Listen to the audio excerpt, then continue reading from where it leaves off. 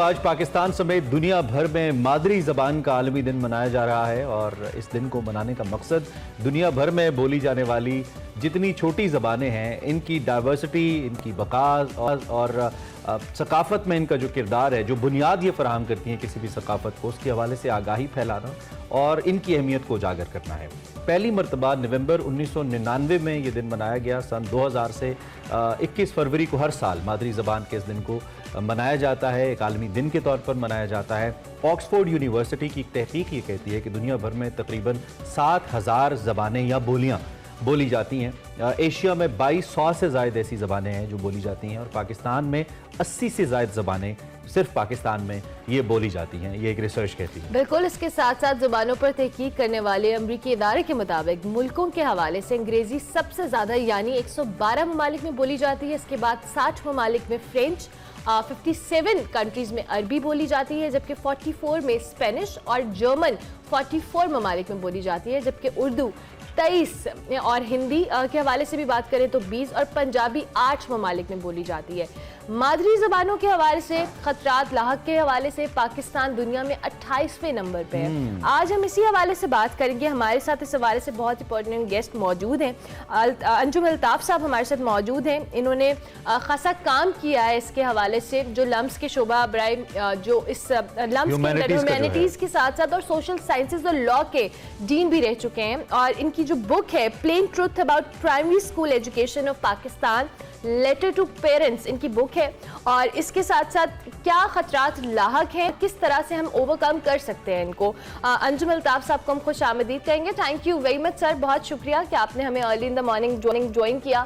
بڑا important topic ہے اور آپ ڈیفینیٹلی اس چیز کو بہت بہتر انداز میں ایکسپلین کر سکتے ہیں کہ یہ جو مادری زبان منائی جاتی ہے، اس کا دن جو منایا جاتا ہے ہر سال، اس سال کا ہم تھیم بھی ضرور جاننا چاہیں گے، اور جو خطرات لاحق ہیں ان کی بیسک وجوہات کیا ہیں۔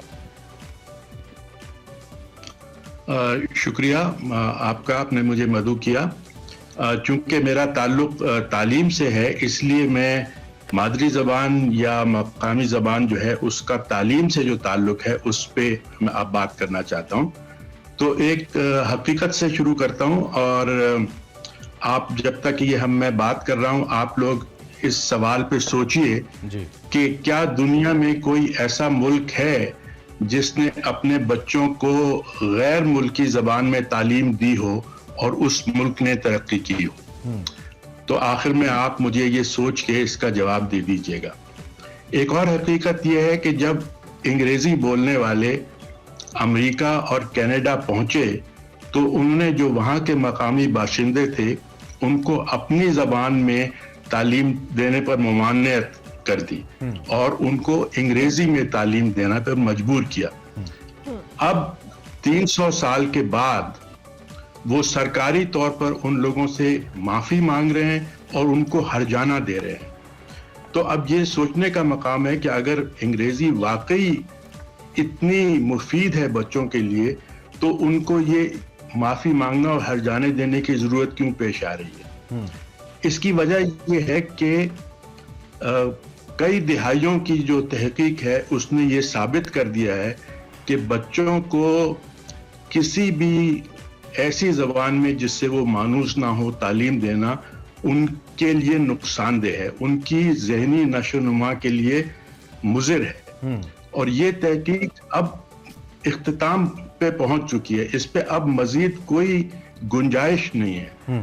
آپ یہ بات جو ہے یہ کسی سرکاری افسر سے یا سیاستدان سے مت پوچھئے، کسی بھی ماہر تعلیم سے آپ پوچھئے تو وہ آپ کو یہی جواب دے گا کہ اگر یہاں پہ ایک سوال زبان میں بطور آپ چونکہ آپ استاد ہیں، آپ پڑھاتے بھی ہیں، تو میں ایک سوال یہاں پہ آپ سے پوچھنا چاہوں گا، اور وہ سوال یہ ہے جیسا کہ آپ نے کہا کہ مادری زبان کے اندر جہاں جہاں پڑھایا گیا ہے، اور اس وقت ترقی قوموں کی ہم اگر بات کریں، جیسے چین کی ایک مثال ہم لے لیتے ہیں، تو یقینی طور پہ ایسی مثالیں ہیں جو کہ آپ کی اس بات کی دلیل ہیں کہ ایسا ہی ہے۔ جب مادری زبان کو بطور ایک ایجوکیشنل ٹول استعمال کیا جاتا ہے تو اس کا فائدہ دیگر کسی زبان سے زیادہ ہوتا ہے، لیکن دوسری جانب دنیا میں کامیابی کے لیے تو یہ دو ہی راستے ہیں، ایک آپ کو علم ہونا چاہیے اور دوسرا اس علم کو کمیونیکیٹ کرنا یا اس کا اظہار کرنا آپ کو آنا چاہیے۔ تو جناب اگر ہم نے علم لے لیا اپنی مادری زبان میں हमारे अपने बच्चों की हम या अपनी बात कर लें, तो उसका इजहार करना या उसे दुनिया में इस्तेमाल करने के लिए आपको नहीं लगता कि फिर हम पीछे रह जाएंगे? और ये मसला अब चीन जैसे ममालिक को दरपेश है और बाकायदा तौर पर अब वहाँ पे अंग्रेज़ी पढ़ाई जाती है, चूँकि उनको लगता है कि हम इस मामले में पीछे रह गए, और बड़ा स्कोप है उन लोगों के लिए जो अंग्रेज़ी पढ़ाते हैं, उनकी नौकरियाँ, बड़ी महंगी नौकरियाँ उनको चीन में मिल रही हैं इस वक्त। इस पर क्या कहेंगे आप? जी देखिए भाई, बात यह है कि हम 70 साल से अंग्रेजी पढ़ा रहे हैं, मगर हम तो बहुत पीछे रह गए हैं। अगर अंग्रेजी से हमें आगे बढ़ना होता तो हम आगे बढ़ चुके होते। और चीन जो है वो, हिंदुस्तान और चीन एक ही उनकी आबादी है, चीन हिंदुस्तान से बहुत ज्यादा आगे है। तो मादरी जबान में पढ़ाने से ये आपको बिल्कुल नहीं समझना चाहिए कि अंग्रेजी हम नहीं पढ़ेंगे। मादरी जबान का तालीम से ताल्लुक ये है कि इब्तिदाई तालीम जो है, पहले 5-6 साल, वो अगर आप किसी गैर जबान में पढ़ाएं तो उसका नुकसान होता है। उसका ये मतलब बिल्कुल नहीं है कि आप अंग्रेजी मत पढ़ें, अंग्रेजी जरूर पढ़िए, मगर एक चीज को आपको जहन में रखना चाहिए कि जबान पढ़ना और जबान में पढ़ना दो अलग अलग चीजें। ठीक है, आप अपने बच्चे को 3 साल की उम्र से मस्जिद में भेज दें कि तो भाई अरबी पढ़ो, बहुत अच्छी बात है, लेकिन अगर आप ये कहेंगे कि आप अरबी में हिसाब भी पढ़ें और तारीख भी पढ़ें और ज्योग्राफिया भी पढ़ें, तो उस बच्चे को कुछ समझ में नहीं आएगा, उस बच्चे को बहुत नुकसान है। तो अगर ये अरबी आप समझ सकते हैं कि नुकसान होगा, तो अंग्रेजी में क्या खास बात है कि अगर वो बचपन से अंग्रेजी पढ़ेगा तो आपका ख्याल है कि वो बहुत अच्छी अंग्रेजी सीख जाएगा। वो ये देखिए, ये यूरोप में बहुत से ममालिक हैं जहां बहुत सी जबानें बोली जाती हैं और हर मुल्क में कई जबान बोली जाती है। तो वहाँ पे ये 50 साल से तहकीक हो रही है कि किस जबान में तालीम देनी चाहिए, और उन्होंने इस तहकीक के बाद इस बात पे वो पहुंचे हैं, उन्होंने एक फार्मूला अडॉप्ट कर लिया है, मदर टंग +2। पहले 5 साल मादरी जबान में, उसके बाद 3 साल आप उस मुल्क की जो कौमी जबान है, और उसके बाद भी वो बच्चे को इख्तियार देते हैं कि आप कौन सी गैर मुल्क की जबान सीखना चाहते हैं, मजबूर नहीं करते कि आप अंग्रेजी। अच्छा अंजुम साहब, जिस तरह से आपने खुद भी बात की, अब पाकिस्तान जैसे मुल्क के अंदर जहाँ पे हम अपनी मादरी जबान की बात करें, अनफॉर्चुनेटली हमारा यहाँ पे एक्सेल करने का या किसी को जज करने का क्राइटेरिया ही है कि इसको अंग्रेजी अच्छी आती है। इनफैक्ट हम जॉब्स के लिए भी, जब अच्छी जॉब्स के लिए भी अप्लाई किया जाए तो वो आपकी स्पोकन और इन स्किल्स को देखते हैं। हमारे यहाँ प्राइमरी लेवल से ही बच्चे के अंदर वो एक चीज़ डाली जाती है कि आपको अंग्रेजी आनी चाहिए और यही मयार है आपके अच्छे आगे मुस्तकबिल का। सो पाकिस्तान में जो प्राइमरी एजुकेशन है, जिसमें मैं ज़रूर चाहूँगी आप अपनी बुक का रेफरेंस भी दें कि ये जो आपने बुक भी लिखी थी, plane truth about primary school education of Pakistan, किस तरह से आपने इस चीज़ को फोकस अगर इसमें किया है तो प्लीज़ हमारे देखने वालों को बताएं कि प्राइमरी एजुकेशन में जो मादरी ज़बान है उसका शामिल होना या उसमें बच्चों को पढ़ाना कितना इम्पोर्टेंट है अगर हम पाकिस्तान की बात कर रहे हैं तो।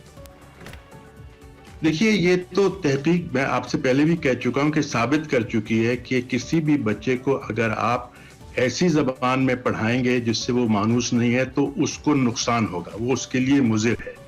और ये भी तहकीक ने साबित कर दिया है कि आप 5 साल तक एक जबान से आप मानूस होंगे तो फिर उस जबान को जरिया तालीम के तौर पर इस्तेमाल किया जा सकता है।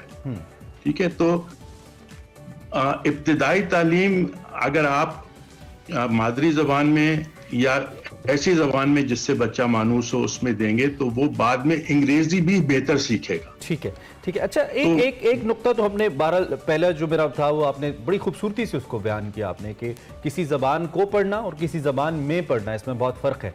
और किसी ज़बान को पढ़ने में हर्ज नहीं है, उसमें पढ़ने में हर्ज है, ख़ास तौर पे अगर इब्तदाई तालीम की बात करें।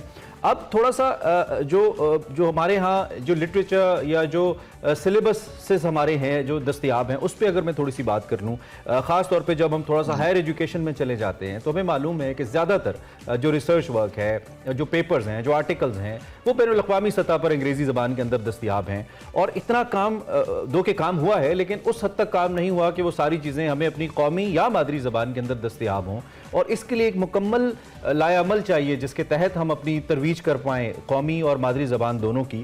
تو اس کے لیے کیا لائعمل ہو سکتا ہے اور کیا یہ ممکن ہے کہ ہم اگر اپنے طور پہ مادری زبان کا انتخاب کریں اپنی ہائر ایجوکیشن کے لیے، اور چاہے ہم کیمسٹری پڑھ رہے ہیں یا ہم سائیکالوجی پڑھ رہے ہیں، تو وہ ممکن ہو کہ ہم اپنی زبان میں پڑھ سکیں؟ دیکھیے، سب سے پہلے تھوڑی سی تاریخ پہ نظر ڈالنی چاہیے.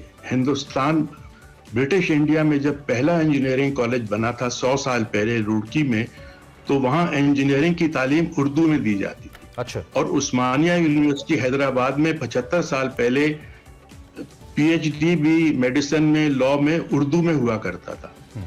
تو یہ صرف ہماری کوتاہی ہے کہ ہم نے جو ہے ترجمے کا کوئی ادارہ نہیں بنایا، ورنہ ایران میں وہ اپنی زبان میں پوری تعلیم دے سکتے ہیں، ترکی میں دے سکتے ہیں، تو اردو میں کیوں نہیں دے سکتے؟ تو یہ تو صرف ہماری کوتاہی ہے، ورنہ اس میں زبان کی کوئی کمزوری نہیں. بالکل ٹھیک. انجم، آپ بالکل آخر میں 1 منٹ ہے ہمارے پاس، آپ کچھ بھی آج مادری زبان کے حوالے سے پاکستان میں اور پاکستان سے باہر بھی جو لوگ آپ کو دیکھ رہے ہیں بطور معلم، آپ کچھ بھی کہنا چاہیں اس پہ تو پلیز.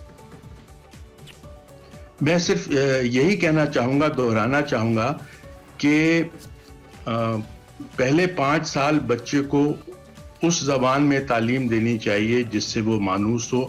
اگر آپ وہ تعلیم بچے کو نہیں دیں گے تو آپ بچے پہ ظلم کریں گے اور سماج میں بھی ناانصافی بڑھے گی، کیونکہ اگر آپ غیر ملکی زبان میں تعلیم دیں گے تو صرف وہ لوگ جن کے پاس اتنی استطاعت ہے کہ وہ زبان اچھی سیکھ سکیں وہ آگے بڑھیں گے، اور باقی جن کو ایسے لوگ انگریزی پڑھا رہے ہیں جن کو خود انگریزی نہیں آتی وہ پیچھے رہ جائیں گے. سماج میں انتشار بڑھے گا، ناانصافی بڑھے گی، اور اس سے معاشی ترقی میں بھی نقصان ہوگا. آپ یہ خود پاکستان میں دیکھ ہی رہے ہیں، اور اس کو صرف اس پہ غور کر کے سمجھنے کی ضرورت ہے. بہت شکریہ انجم الطاف صاحب کہ آپ نے ہمیں اس ٹاپک کے اوپر جوائن کیا. بہت اچھا لگا آپ سے بات کر کے.